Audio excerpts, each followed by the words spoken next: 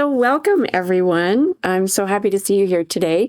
I'm Professor Bassnett. I'm an art history professor in the Department of Visual Arts, and this semester I am teaching a research topics course in SASAH, the School for Advanced Studies in Arts and Humanities, on the theme of photography and social justice. And it's in this capacity that I've invited Heather George, the Executive Director and Chief Curator of the Woodland Cultural Centre, which is in Brantford, Ontario. As we get started here today, I want to first acknowledge the lands where we are gathered. We're on the beautiful campus of Western University, which is located on the ancestral lands of the Anishinaabeg, Haudenosaunee, Lenape Nations, on lands connected with the London Township and Sombra Treaties of 1796 and the Dish with One Spoon Covenant Wampum. As a first-generation settler, the land acknowledgement reminds me not to take these lands for granted. It reminds me to respect the long-standing relations that Indigenous nations have with this land as they're the original caretakers. The practice of acknowledging the land and Indigenous relationships to the land is only one very modest outcome of Canada's Truth and Reconciliation report released in 2015, which provided evidence of Canada's brutal history of oppressing Indigenous people. The commission, led by the late Honourable Murray St. Clair, found that Canada's government had attempted to displace Indigenous peoples from their land and establish an oppressive governing structure that would eradicate or assimilate all Indigenous life into the dominant Canadian culture. Some of the mechanisms of this settler colonial system include broken treaties, attempting to eliminate Indigenous social and political systems, seizing control of land, and preventing the transmission of cultural values and identities from one generation to the next. Residential schools became a key part of this settler colonial policy, a policy that has caused great harm, but which has ultimately failed. I've invited Heather George here today to talk to us about how we remember the legacy of the residential school system. I'm grateful to Ron Benner and Jamili Hassan of the Embassy Cultural House for introducing me to Heather. I'm also grateful for the assistance of Ruth Skinner and Greg for organizing this event. And I'm also grateful that last month I had the privilege of attending the unveiling of the former Mohawk Institute Residential School as an interpreted historic site with Ron Benner and Mariah Seymour. I wanted to share the privilege of learning about the former Mohawk Institute with my students and with the Western community. And so it's my pleasure to introduce our guest speaker, Heather George. Heather George is Kanikahake, Akwesasne, and Euro-Canadian. She's the Executive Director and Chief Curator at Woodland Cultural Centre. As a Western alumni from the Public History MA program, she brings 2 decades of community-based Indigenous practices to her work.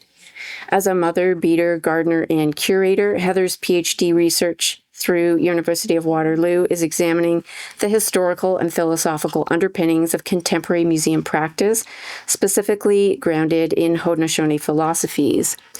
She seeks to challenge the colonial bias of cultural preservation methods and museology to better understand how we engage with material culture to heal trauma and to engage in cross-cultural dialogues.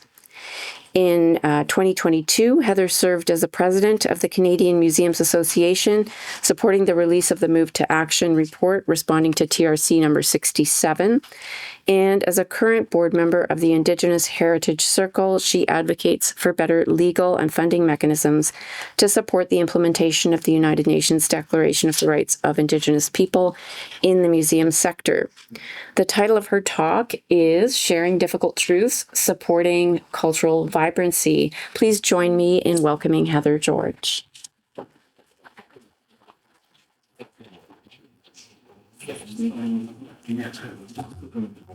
Thank you for that warm welcome, and thank you everyone for joining today. I'm just going to put my timer on because I have a tendency to speak far too long. So we'll start that so I know where I'm at. So I am going to speak to you today a little bit about Woodland Cultural Centre and the former Mohawk Institute. And I have included a couple of images of the inside of the building. But I also wanted to, because of the area that you're all studying and the work that you're doing, I did want to try and really focus a lot on the relationship between Woodland Cultural Centre and art, Indigenous art in all of its forms. So you'll get a little bit less of the Mohawk Institute and a little bit more art than we originally were planning for, but I wanted to make sure that we kind of cross those lines existing in that sort of liminal space. So let's see if I can operate this, possibly. Oh, I did it. Perfect.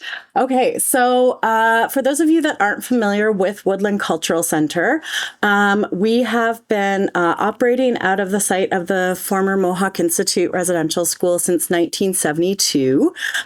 We opened 2 years after the Mohawk Institute closed, and I'll sort of give you a little bit of the background of the history of how we came to exist and sort of the sector as a whole.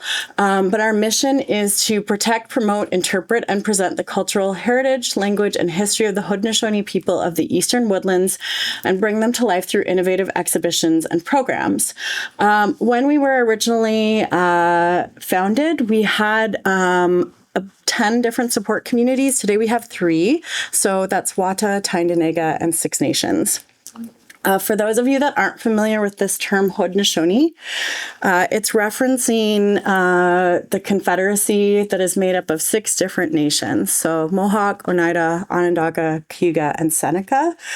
Historically, we've also been referred to as the Six Nations, primarily by the British and by the French and Americans as Iroquois. And that's a term that's still used a lot in the United States. So if you're doing more work in this area, it's not a term that we like to use, but it's a term that's going to be getting you through any of your research. It's just there. We have to accept it.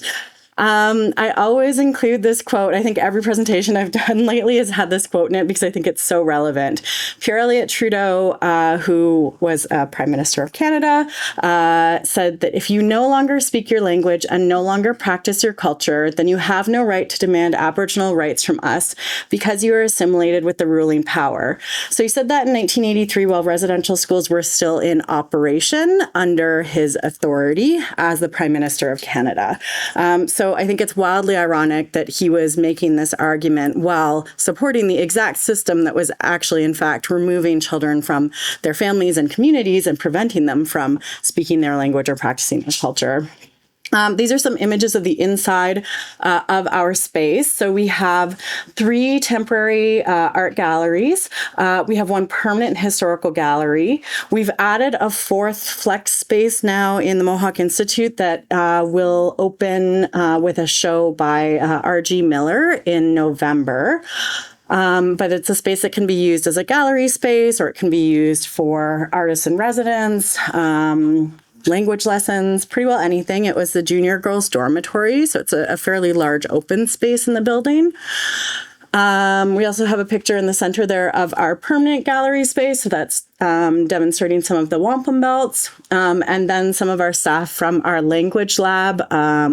1 full dormitory space in the residential school building is now a language laboratory, which includes a recording studio and a very extensive collection of linguistic material, including copies of wax cylinders dating back to the 1800s. So long before the academic world was talking about interdisciplinary studies, Indigenous knowledge from the point of creation was interdisciplinary. And so the work that we do at Woodland is highly interdisciplinary, and I find myself in all sorts of different spaces. And I, as the executive director and chief curator, I don't actually get to curate very often, but my background is in historical curation. And as part of my historical curation, I always have included contemporary art. And my reasons for that is because I think art is a very important language that allows people to access stories. This is a little bit about the Mohawk Institute. So if you come to our site today, this building here is the building that you would see. We have two separate buildings. So that's the building from 1904. It's the third building that was on the as part of the Mohawk Institute. So the Mohawk Institute predates Canada's existence as a country. It is, as I mentioned, the third building. It impacted over 60 different Indigenous communities across Canada. To date, the Survivor Secretariat, through archival research, has identified 105 deaths at our site. When the Truth and Reconciliation Commission did their final report, they had only identified 48 deaths at the site. So we know, based on our site alone, that those original numbers that were recorded in the Truth and Reconciliation Commission were quite low. It's been really challenging for communities to get access to the archival records necessary to do this research. It's a lot of time and a lot of money. And Survivor Secretariat also do the work of ground penetrating radar on our site, but the original site is over 300 acres. So they've done, I think, about 10% of the entire site at this point. In our case, the Mohawk Institute was funded by the Anglican Church through the New England Society for the Propagation of the Bible, which is the missionary arm of the Anglican Church, and the federal government, and also through the labor of the children themselves. So most residential schools, about 50% of the day was spent in manual labor, and it's the same for the Mohawk Institute. That was sort of presented under this guise of, skills, practical skills that Indigenous children would need as they became adults, with the idea that we wouldn't really go forward into higher education. So that's really common. But the real purpose, I would argue, was actually for the funding. It wasn't actually because, children were being taught really important skills of like how to sew or do laundry, be in domestic labor or on a farm. It was because it was actually part of funding the schools. So this is a quote down here from Duncan Campbell Scott, who was basically in charge of Indian affairs through most of the residential school era. And he said, "I want to get rid of the Indian problem. I do not think it was a matter of fact that the country ought to continuously protect a class of people who are able to stand alone. Our objective is to continue until there's not a single Indian in Canada that has not been absorbed into the body politic, and there is no Indian question and no Indian department. That is the whole object of this bill." And while I will say that Indigenous nations never agreed to the Indian Act, they also didn't agree to the federal government washing their hands of their responsibilities to Indigenous nations, which is essentially what Duncan Campbell Scott was aiming to do.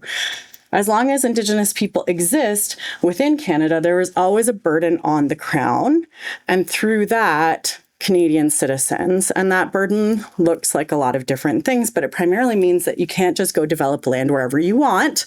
Although with recent changes to federal and provincial legislation, that is getting less and less to be the case. So before I kind of move on from this, I do want to do a little poll for everybody. I ask this in almost every classroom I'm in, and also just a big conference that I was at in Halifax. Who here in the room has read the Canadian Constitution? Yay. Okay, that's pretty standard. No shame, but now homework. So if you haven't, or if you haven't read it in a while, go back and read the Canadian Constitution. It's not too long. It's pretty easy to get through. So the Canadian Constitution is the highest level of law in Canada. And in the 1980s, and I'll get to this a little bit later on, there was a change made to it that included C35, Section 35. And that section of the Constitution, basically, summarizing it, says that the rights that Indigenous people had before the creation of the Canadian state were not removed by the creation of the Canadian state. But it doesn't actually define what those rights are. And that has usually, those rights and the arguments around those rights have usually been focused on things like land or natural resources.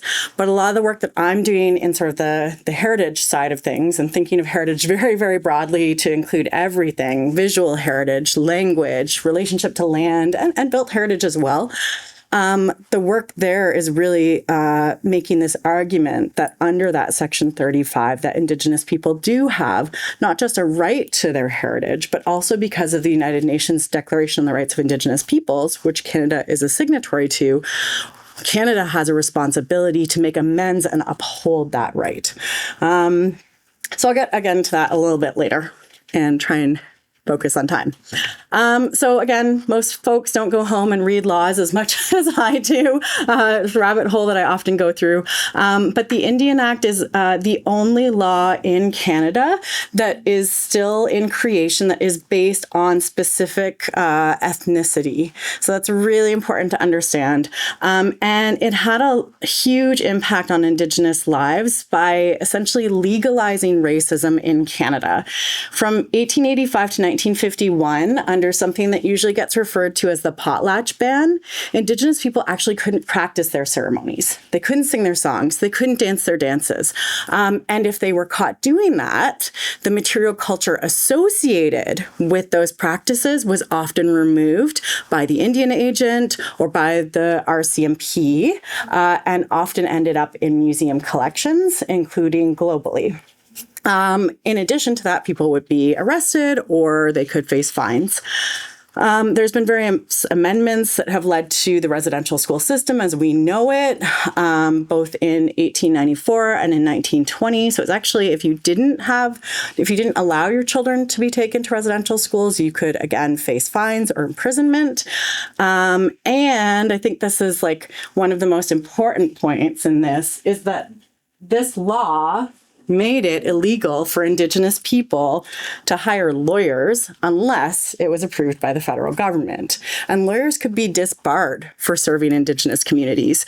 So we have all these rules and laws outlining what Indigenous people can and can't do, but we have no mechanism within Canadian law to address this if Indigenous people feel that their rights are being oppressed by said laws. So it's really recent that we have actually been able to engage in the legal system on any sort of, I wouldn't say equal footing, but similar footing. Oh yes, for a long time we weren't citizens too. I guess I should mention that. We were wards of the crown. So we didn't have all the rights of citizenship. So we were kind of in this legal gray area.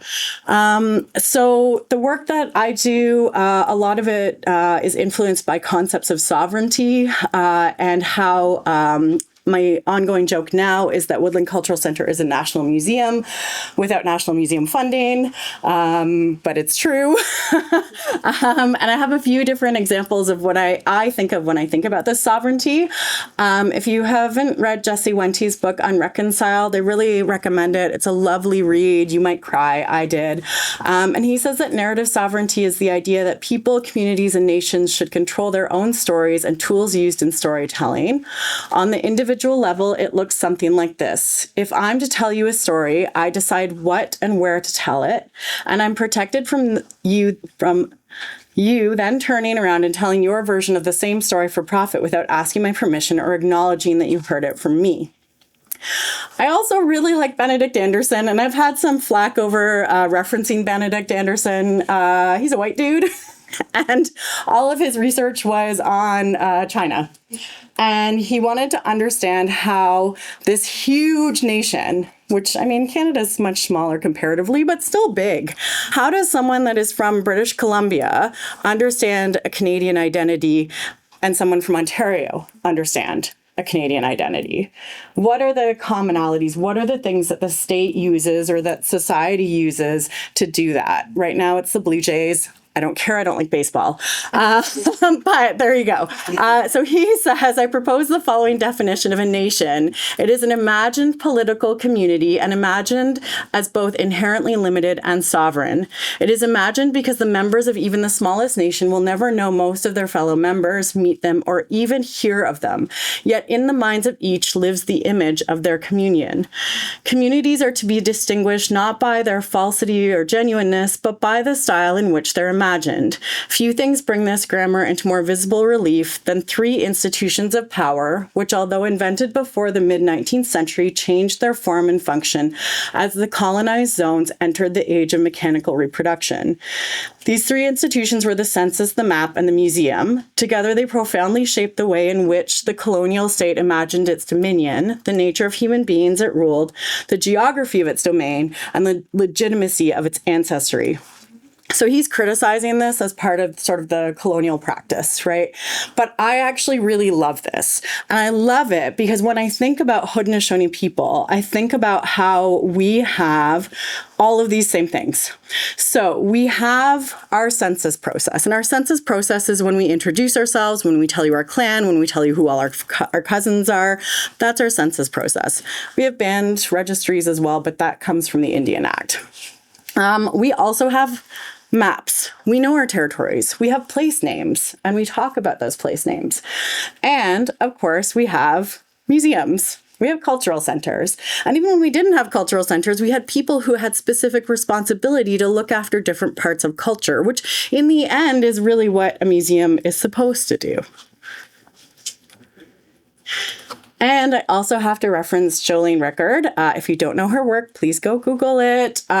She is an incredible Haudenosaunee scholar, and she talks about this concept of visual sovereignty. And she said that in the mid-1980s, sovereignty as a concept was understood by many people, including many Native Americans, as a form of self-determination, articulated primarily through Western notions of law. The notion of sovereignty as a matter confined to the legal sphere is not the kind of sovereignty that I grew up with amongst the Haudenosaunee, specifically my people, the Tuscarora. Rather, my understanding of sovereignty as a form of direct action was shaped by my family history. My grandfather, Chief Clinton Rickard, was a collaborator of the celebrated Cayuga Chief Discahe, or Levi General, who was sent by the Haudenosaunee to the League of Nations in Geneva, Switzerland, to assert our sovereignty by calling for the recognition of the Haudenosaunee as a sovereign nation. So, again, things to Google. Discahe was the first Indigenous person to attempt to petition the League of Nations. So the League of the Nations is the precursor to the United Nations. Discahe, being the first person to do this, set in motion a path that eventually results in the United Nations Declaration on the Rights of Indigenous Peoples. Throughout the 1970s and the 1980s, there were many delegations of Haudenosaunee people going to the United Nations to continue to assert this. And Haudenosaunee, we have our own passport. We continue to participate at the United Nations, but to this day, we aren't actually recognized as an independent nation. I think this is a really important key for us to think about when we think about how Indigenous people represent their sovereignty through art. Okay, so what is Indigenous art? For those in the room that knew Patricia Denman, we had this conversation a lot. And it really drove us crazy that we were having this conversation because it's very, very simple. So any art in any medium about any topic made by, that should be an Indigenous person, is Indigenous art. So it doesn't have to be about a topic that is related to something that the viewer sees as Indigenous. It doesn't have to be made out of feathers or fluff or bones.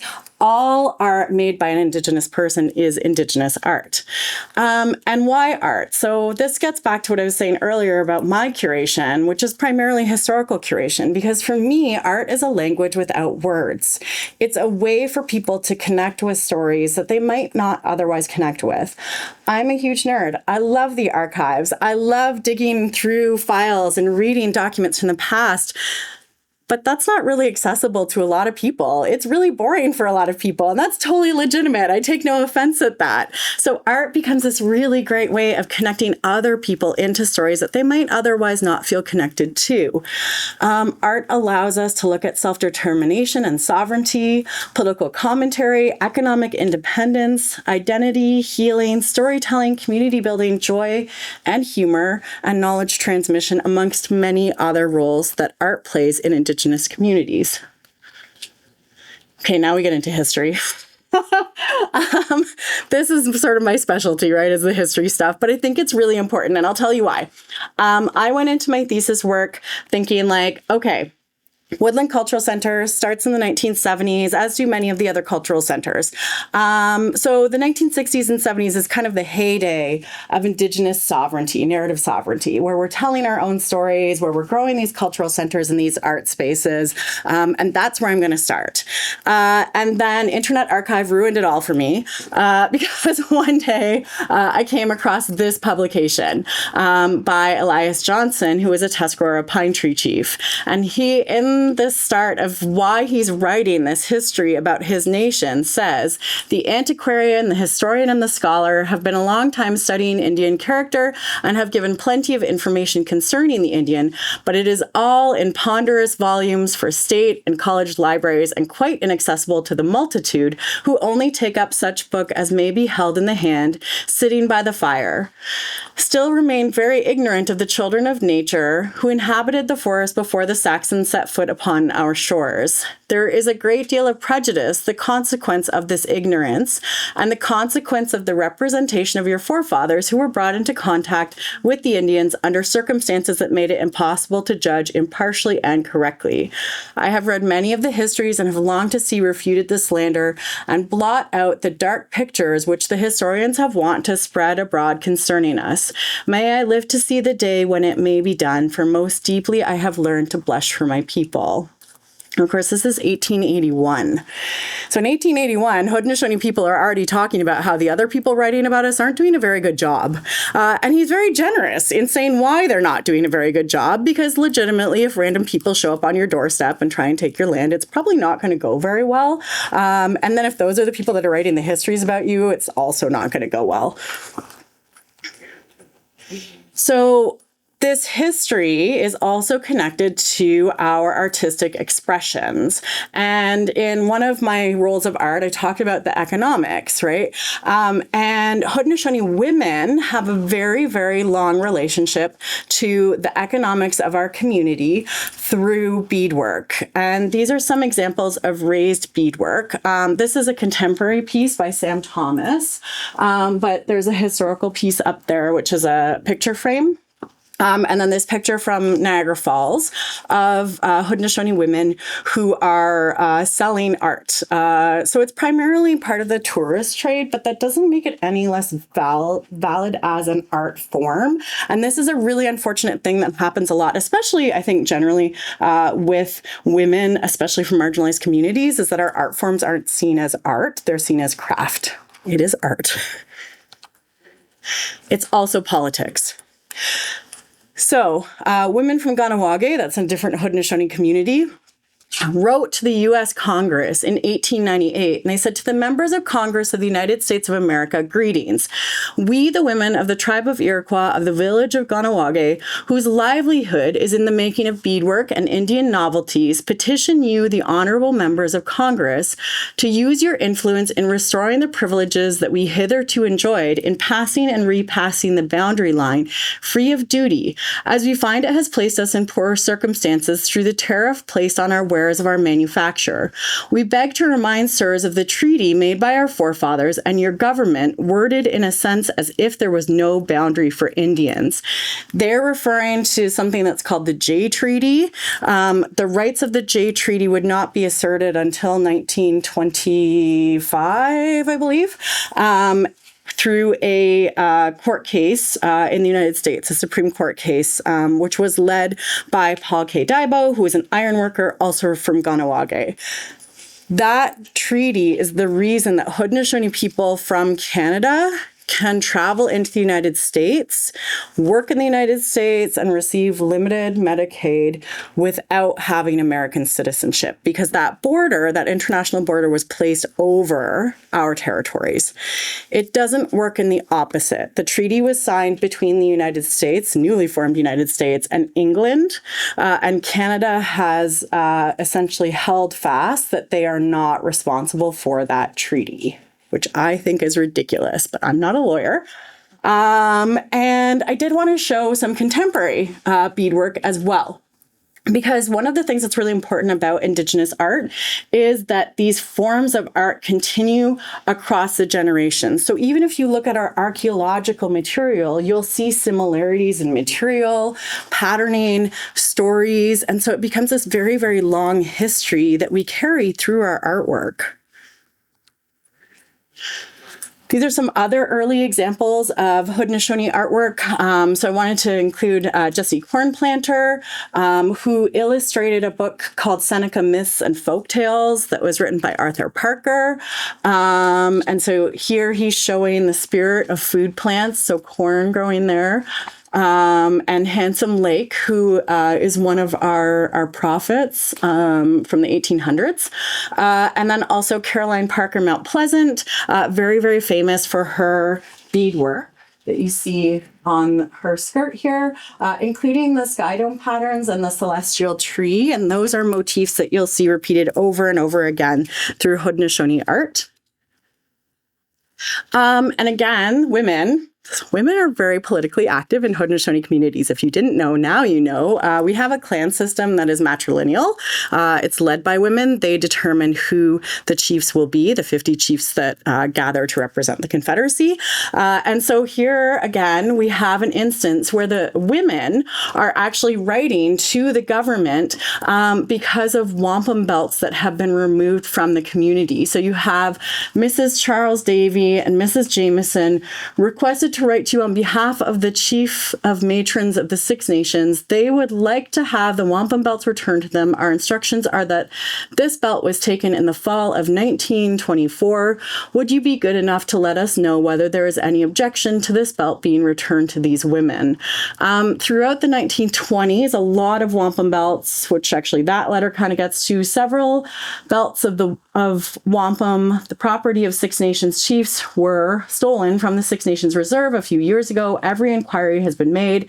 And now learn that you purchased in Canada last summer 11 belts, which are the property of the Six Nations. Certainly no title passed to you, and on behalf of the Six Nations Indians, I hereby notify you not to dispose of the same, except at your own risk. Those belts end up in the High Collection, which eventually becomes the Smithsonian Museum of the American Indian, and then Rick Hill from Six Nations and a couple other folks worked to have those belts repatriated in 2014, I believe it was.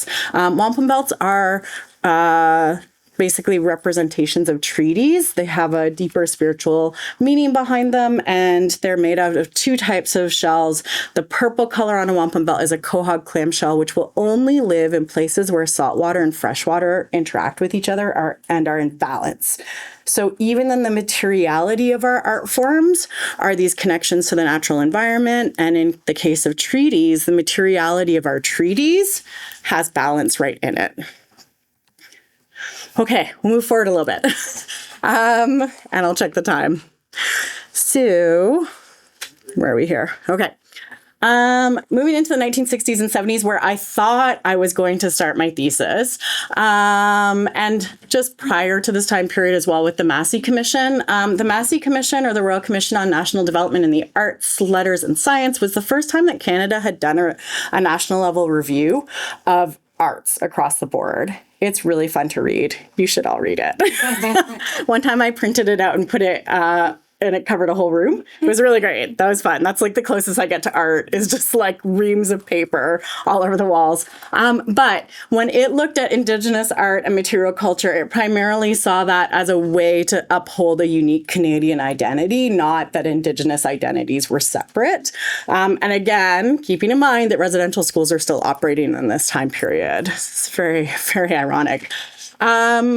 I didn't go to Expo 67. If I could invent time travel, that's the first place I would go. So Expo 67 was a World's Fair. It was held in Montreal. And there was a pavilion there called the Indians of Canada Pavilion. Okay, it's dated, right? This is the 60s. It's different language than we would use now. And this pavilion was the first time in Canada that Indigenous people had been able to curate their own space and interpret their own space. So all of the women that worked in this space as interpreters were from Indigenous communities from coast to coast to coast. And one of the people who was in charge of this pavilion, his name was Russ Moses. He was actually a survivor from the Mohawk Institute. This is one of the pieces that was in the exhibition space by Nathan Montour. It's called Celestial Bear. And so this was a very important moment in Indigenous curation, in Indigenous experiences of museology and gallery spaces. And it was followed by a number of other important reports and movements that happened. So the Indian Control of Indian Education, it was a report by the precursor to the Assembly of First Nations. And it basically stated that we needed to have cultural centers, which was great, because eventually we did end up with cultural education centers. So the federal government, under the Department of Indian Affairs, created a funding pool that was for the establishment of cultural centers. But they weren't supposed to be museums and galleries. They were supposed to be non-collecting organizations. And so all of the early correspondence between the Woodland Cultural Centre and the federal government are Woodland getting its wrist slapped for using the funds to purchase back art and belongings and make them part of a collection that eventually ends up being the collection we have today at Woodland. There's also something called the White Paper, which is any law in Canada that is not yet a law is called a White Paper. It's just really awkward when that law is about Indigenous people. And the response to that was something that gets called the Red Paper, again, from the Assembly of First Nations. And then, as I mentioned, the origins of the United Nations Declaration continue through the 70s. And I can't remember why I said 69 and 70. There's obviously a reason, but we've got lots of content, so I'll skip that. And of course, 1975 is the first Indian Arts. So I'm going to be off camera probably. Over here. I brought some things. You can look at this after if you want. This is the first catalog for what is now called Indigenous Arts, which is the longest running juried contemporary Indigenous art show in Canada's history. So we had our 50th year this year. I have so much more to cover. We're only at 1980. I wasn't born yet. So the 1980s, again, it's like every 10 years, you can see these decades of all of the work that Indigenous people are doing to change the systems within Canada, keeping in mind that like we had only recently been recognized as Canadian citizens at this point. So people were doing a lot in a very short window of time. So there was something called the Constitution Express, which is wild. I wish people would protest this way. A train was booked from BC. Like, we don't do this stuff anymore. We need to protest better. They booked a train from BC. Along the way, Indigenous people got onto the train. The RCMP stopped them, I think, in Winnipeg and, like, harassed them. But they kept going. So everybody had their kids on the train. They had food. Like, it's so wild. And went all the way to Ottawa to petition for changes to the Constitution, which did eventually result in changes, as I mentioned, to Section 35. This is a meme that I love. Eventually, we're going to do an exhibition on Indigenous humor, and I feel like this is going to have to be that's Trudeau, that's Crutchet, and this is just making fun of the White Paper. I love Indigenous humor because it's dark and it's biting, and it's often the only way that we survive the realities of colonization. So that's why our humor is so good. Tom Hill also became the museum director and curator of the Woodland Cultural Centre in 1982 and really set us on this amazing path of working at the national and international level when it came to Indigenous art.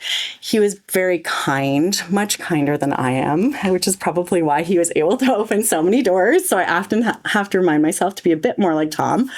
And then I also wanted to mention the Native Indian Inuit Photographers Association, which was founded in Hamilton in 1985, which had a really important role in uplifting and supporting Indigenous photographers and photography. And most of the really well-known Indigenous photographers that you'll run into were involved in some way with that. And then the 1990s happened. And there's a lot of really important things that happened in the 1990s. So there was a really big exhibition that was being organized by the Glenbow Museum in Calgary. And if you continue on in the arts sector, at some point you are going to have to probably deal with funders. We don't have enough public funding for arts in Canada, so we're often applying to grants or we're looking to donors to support our work. That's great, but if you're not careful about who your donors are, it can go pretty badly. And this is a really good example of that. The Spirit Sings exhibition was being sponsored by the Shell Corporation, and the Shell Corporation were drilling on unceded Lubicon Cree territory. And so this became a major protest point. I will say the exhibition also didn't have Indigenous curators involved with it, even though it was this massive survey of pre-contact Indigenous art. But I digress. Didn't go well. Protests happened. The museum community got really, really worried because museum people are very risk adverse. And so it did lead to a report, the Task Force Report on Museums and First Peoples, which Tom Hill was one of the co-authors of. It didn't lead to any legal changes, though, in our disciplines, which is not fantastic, which is why here I am 30 years later, still doing this work. There's also the Royal Commission on Aboriginal Peoples, which nobody ever reads. And part of the reason is because it had something like 400 recommendations. We can't even get through the calls to action from the TRC. So 400 recommendations was probably not going to happen. And then, of course, we also had the Oka crisis in 1990. So I was born in 1985. So when I was growing up, I grew up in Cornwall, off reserve, but Akwesasne was one of the communities sort of embroiled in all of this. And so my grandma was very clear with me, this is my mom's mom, so the European side of my family, not to tell people where my family was from, because at this time, being a Mohawk person was very dangerous because of the way that that crisis was interpreted in the media, which is wild because if you are doing development and you are digging up a place where there are known burials, it's probably not going to go well. But when Indigenous people protest that, it really doesn't go well. And that's actually the last time that the Canadian military was sent into a civil disobedience situation. So a lot, I will say, was learned from that. People did pass away at this crisis, and it was followed by Ipperwash. Again, that was unfortunately a lot of learning for the provincial police on the backs of Indigenous people. So that's kind of 90s. Like I said, it's a long history. We're getting close. 2000s. Again, really busy decade. I put 2 different dates for the United Nations Declaration on the Rights of Indigenous Peoples. Does anybody know why? No? Okay. So it was declared in 2007. But there were 4 nations in 2007 that didn't sign it. Anybody want to guess what those 4 nations might be? Canada. Ron, you're cheating. Students. Canada, yep. Canada, the US, South Africa, and Australia. You're close. So not South Africa, New Zealand, but otherwise right. Yeah, Canada, US, New Zealand, Australia were the 4 countries who did not sign. But finally, in 2010, there was a change in federal politics, and so Canada did sign on to the United Nations Declaration. It's a declaration. It's not a law. And the only law that we have that made any type of attempt to amend Canadian law for this is something called the UNDA, the United Nations Declaration Act. And that was a law to review federal compliance with the United Nations Declaration and make a report about said compliance. So you can look up that report and you will see that many parts of the federal government are, unsurprisingly, not compliant with the United Nations Declaration. So a lot of the implementation of UNDRIP has actually come from non-legal mechanisms. It's come from places like museums and art galleries and civil society where people read the United Nations Declaration and think, how could this be implemented in my workplace, in my community, in this volunteer group that I'm part of? How could I uphold that? In 2012, there's the Idle No More movement, which led to a lot of good art as well, what we might call protest art. There was also something called No DAPL. So that was the Dakota Access Pipeline protest. Again, lots of really good art came out of that. A lot of really awful experiences for the protesters. The Truth and Reconciliation Commission final report in 2015, the final report of the Commission into Missing and Murdered Indigenous Women and Girls. Indigenous Fashion Arts was launched in 2020. That's a picture from that up there. And then one of the projects I got to be part of, the Move to Action report, which was a review of museums across Canada to determine what policies they had in relationship to Indigenous communities. The review primarily found that most museums did not have policies about their relationship with Indigenous communities, and so it ended up being a report that actually gave some suggestions and guidelines for museums. We don't yet have such a report for galleries, so that's something you can all work on in your careers, because I'm tired. So a little bit more art that I wanted to show you, and these are some works that we have exhibited at Woodland that have gone on to other galleries. Often Woodland shows something early in its development or early in someone's career, and then eventually it goes somewhere else. Kent Monkman's a really good example. We had a really big exhibition of Kent's work, and then he went to the ROM and McCord and like all these amazing places, but he's still really lovely, which is cool to have these relationships with folks. So this is Alan Michelson's work. This one I love. Hanya de Gallos. It was acquired by the Peabody Essex Museum, and it's a piece. So Hanya de Gallos means town destroyer. And that's the name that the Haudenosaunee gave to George Washington. Sorry, again, back to history. I keep doing this, you guys.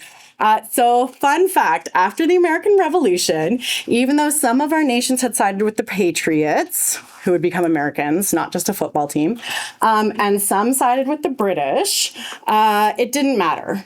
Because George Washington still sent two of his generals, Clinton and Sullivan, into our territories to burn everything. And I mean like everything. And then they recorded it all. So we know about these like beautiful orchards that we had, these amazing stores of corn, all the longhouses. Like they wrote down everything that they burnt, which is great.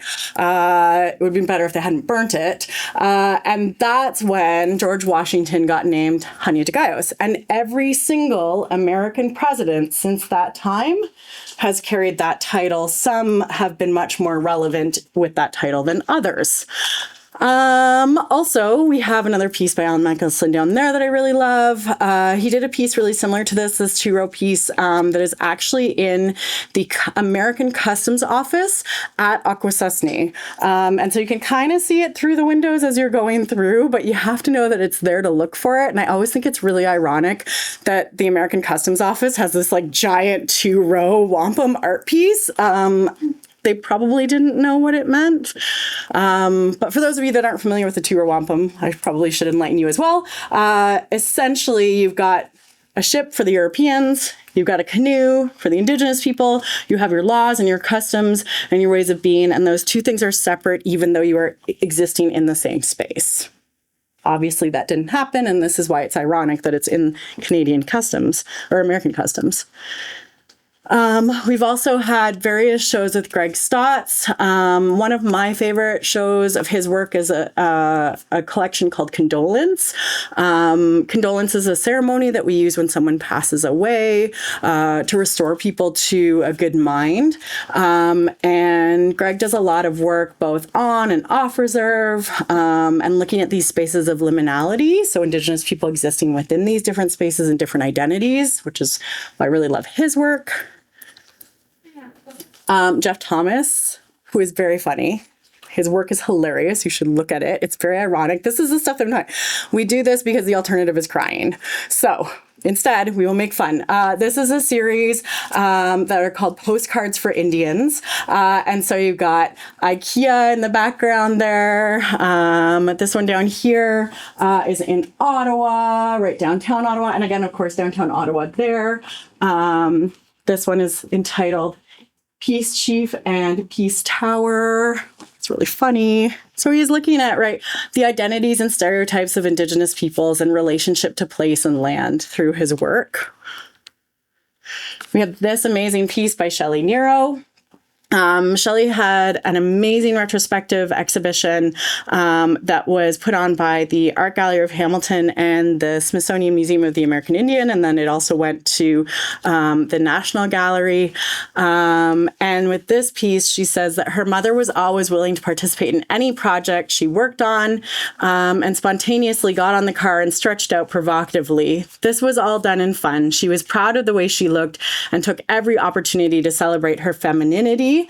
And this piece is called The Rebel, and this car right here says Rebel on it. And there's also a really funny history, and I'll get to it with another piece as well that Kelly did, of res cars. So for a long time, you couldn't get a mortgage on reserve because it was Crown land. You didn't actually own the land, and you have to own land because then the bank can repossess it, right? But you know what they can repossess? They can repossess a car. So you could get a car loan, but you couldn't get a mortgage. So there's a whole bunch of Indigenous film and art that has all these like massive old cars. And I just think like it's my favorite thing. Someone just needs to do an exhibit just about all of these pieces. I also wanted to include a piece by Patricia. So she was our former curator. She passed away and left us pretty lost, to be honest, because of her expertise and knowledge of the field from an arts perspective, because she was an artist first, like Tom, actually, artist first and then curator and then arts administrator. So someone who knew so many people, knew what it took to actually make the art, right? That mechanical element of it and the energy that artists put into their work. So this is, and also she, again, like a little bit of humor, which always makes me really happy when I see work like this. And she said this was a series of 28 images, and it was, again, a response to the landscape. A lot of her work looks at landscape. Only a little tongue-in-cheek was happening within the series. It was done in Banff as well. The whole premise is that it's such a tourist area and people are always in quest of the ideal photograph when they go to Banff. It was a response to seeing the tourist buses come, pull up to a site. People would run out with their cameras, take their shots, and 20 minutes later, they'd be gone. This was their experience with the land. I thought that was so amusing. When you're hiking, the maps have "You are here" signs, and along the trail, they have little benches strategically placed in front of the scenic vistas. You walk along for a while and you have another bench, and this is their idea of what you're supposed to be seeing. I found that absurd. Here we go, Kelly. That might be a bit of a traumatic picture for Kelly. I wanted to include some of the other work that we've done, some more contemporary work. Part of having a massive construction site ongoing is that sometimes you have to move art, because this piece was out where our parking lot is going to be now. And the Haldeman Coop, it's now in front of the gallery, which is a much nicer place for it to be than out kind of in the back 40. But it's actually really hard to move a car that doesn't have wheels, or at least has cement wheels, and that has been sitting outside for a long time because it gets a bit rusty. And amazingly, we still have the key for this car. But on the hood of the car is the Haldeman Proclamation, which is the declaration that Governor Haldeman made about the Haudenosaunee territory. So where Six Nations is today. Again, following the American Revolution, we were burnt out of our homelands, had to find a new place to live, end up along the Grand River. So there's always a bit, right, as I was mentioning, that humor in the artwork, that intelligence, and all those subtle references. We also hold an annual smoke dance competition, which is that picture up at the top. We do a lot of art-based programming with kids. Some of us experienced the pandemic and survived by making ironic beadwork. That was me. That was how I felt about 2020. And then I got to do this really cool project as well. This is the space I was talking about where I printed out the Massey Commission, the Gallery of Sharing, Not Collecting, which was just it was a 3-day install. And I covered the whole gallery. It was a room at a conference center. I covered the whole thing with the Massey Commission. And then I worked with 3 different Indigenous artists to have intergenerational dialogues. I said, pick someone that's a mentor for you. Record your talking to them. Everybody gets paid. We'll pay you to exhibit the piece that you're making and for the time of making it, and then take the piece back after. And so that's why it was a gallery of sharing and not collecting, because we didn't keep any of the pieces. And a lot of those pieces went into use for ceremony or daily use as well. And then we had these lovely intergenerational conversations for those artists and the people who were mentoring them. One, it was her cousin. Another one, it was his father. And another one was an elder in their community. And this is what our gallery looks like today. I should have put the picture where I tore up the floor. So right here across this whole gallery, I guess it was in the spring. Time kind of blends together these days. We had to dig like a 6-foot deep trench through the middle of the gallery floor. So we brought in a mini excavator through the front doors, through our theater space, through that door there, because it was the only way we could get it in, and dug up that floor, because it turned out that for like 50 years, we had had a manhole cover inside our gallery, you know, like a sewer inside the building. That's illegal if there's building code. There's no building code on reserve. So they just did it and left it. And our gallery smelt really bad sometimes, and also not particularly safe. It's really not good to breathe in sewer gas, and not great for the artwork, because then you're dealing with, you know, temperature fluctuations as well. So now we have new flooring, but what's more important is actually what's under the floor that you can't see, which is repaired plumbing. And this year, I got it done just in time. Jake Jameson is our artistic and programming director, and I think he was probably a little nervous. He stayed away from the site for most of the weeks that we were under construction, because it was followed right after that by Indigenous Arts, our 50th anniversary of this exhibition, which was curated by Alex Jacob Bloom. Emily was the cover artist.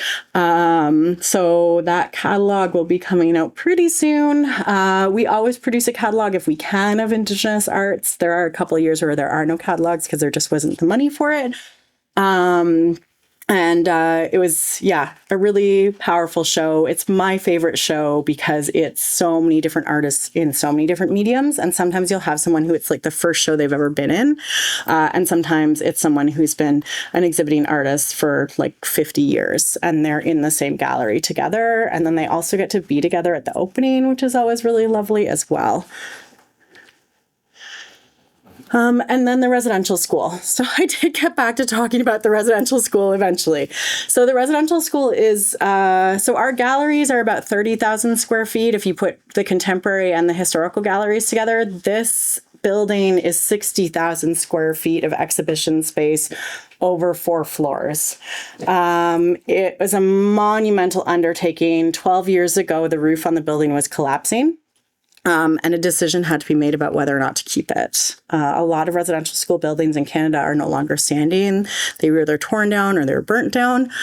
But Janice Montour, now Janice Bomberry, went to the community and asked them, you know, what do you want us to do with it? And by and large, like 96% of the people that were at the community consultation meeting said that they wanted it kept, which was really good. I'm really glad. I can't imagine what it was like on day one for Janice, where she was looking at like mold and holes in the roof and like a building that literally the front step fell off of during construction. I can't imagine what it was like to go through that, because I came once like most of the electrical was done, the drywall was done. There was like actually fire suppression systems and plumbing in the building. They didn't have that before. But I was there for sort of the end part of the construction and also the interpretation. I wish we had more art in the building. I really do. It was really hard to find funders for art. We could find funders for construction. We could find funders for exhibition content like text panels. Really, really hard to find art funders. I'm not in all of the same spaces that a lot of bigger galleries are, although I am trying to get there. But a lot of the big art, really big dollars, like when you're setting up endowments, you have to be in spaces where there are very wealthy people who are interested in art. And sometimes those people don't even know that we exist, which is something I've encountered in the last little bit, is going into spaces and people telling me how much they love contemporary Indigenous art and then not knowing that Woodland exists. So I've got my work cut out for me there. But we were able to get some funding in place to do we have this as a reproduction piece. So R.G. Miller's work, which is called Mush Hole or Rape, is in the exhibition. And then we are going to have a temporary show of his work as well. We did have to include content warnings throughout the building. That wasn't in the original exhibition plan. I don't really know why it wasn't. So one of the things I've started doing in my curation is really thinking about this. Like, what's the ethic of care in curation? What responsibility do we have to those coming into our spaces who aren't necessarily prepared for what they're going to encounter? And we don't know what they're bringing into those spaces either. And although it is part of the role of art to move people, right, to have some sort of emotional response, I think that we have a real responsibility in making exhibitions to think about what that response is going to be. And if you knew that person personally, how would you care for them in that response? So it's not that I'm saying people shouldn't see art like this. They should. But we need to think about how we care for them when they see it. So we have content warnings, we have a rest and reflection space, we have traditional medicines, we have tea. I keep making cups of tea for people when they're at the site. And we have a lot of text as well, quotes directly from survivors that was actually put onto the fabric of the building itself. So this is Roberta Hill, who's one of the survivors. And this quote is down in the dining hall. And then Tom Wilson over there working on a mural project on September 30th. So we do a lot of art space programming at our special events as well, where we try and do things that are collaborative art responses. And then doing really well.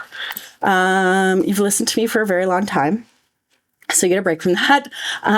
This is a really, really significant project that we're really excited we will get to bring back again in May of 2026. It's a project called Continuance. The original mounting of it, which this video is from, was done during the pandemic. So not very many people saw it. Like, there's literally like these spray painted circles that you could sit in with your little group. And that was how people got to see this piece. So we're excited that it's coming back. Santi Smith from Gahawi Dance Theatre. This is her piece. And she's made it even longer. So the original piece was about, I think, 10, 15 minutes. It's going to be 40 minutes when we bring it back. I think this really demonstrates, almost more than anything else that I've shown you, how important art is at sites of trauma, like a residential school.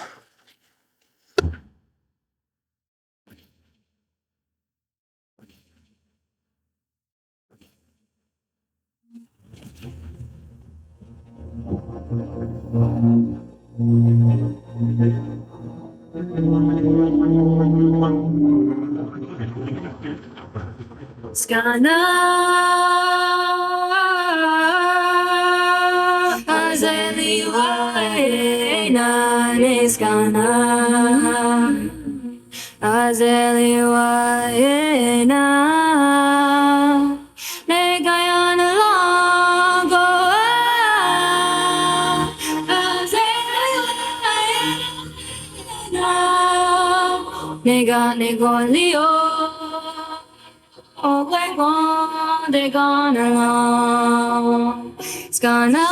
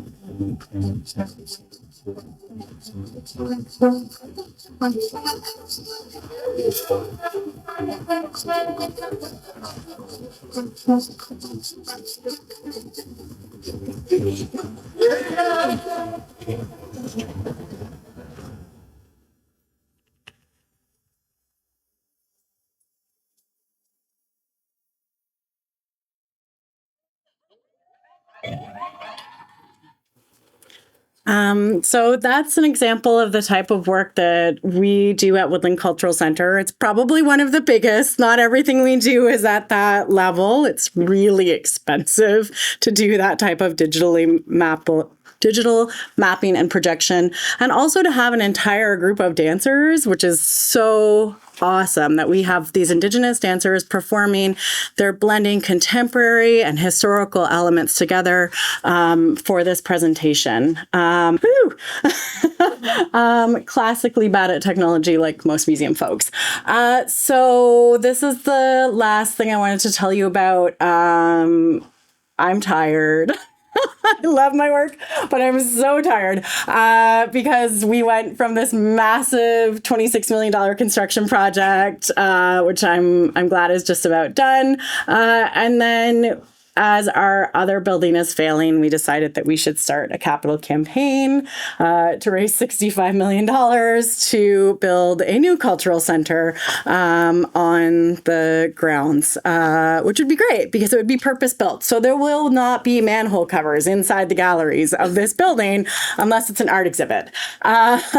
So this is our next project, is to build a new cultural center, which is purpose-built and considers the needs of Indigenous artists of all forms. If you are working in the culinary arts and you are an Indigenous artist working in that area, currently I do not have a proper kitchen to support you. I don't have a kiln at my site. You know, there's all these things that Indigenous artists could really use and make use of to do their work and to support the next generation of Indigenous artists. So I hope that this will be a lot more like, if anybody's been to the Burlington Art Gallery, if you haven't, you should go. It was started by all the different guilds in Burlington. And so it's a really amazing space that includes exhibition space, but also has spaces that support the ongoing vibrancy of different art forms. So that's that. There's still time for questions, but probably everybody needs a little bit of a break just to stretch. And maybe we can give you like 5 minutes-ish or whatever. I don't even know if you get a break in this class. But then if there's maybe 2 minutes, long enough for washroom, stretches, and then we can come back and do some questions.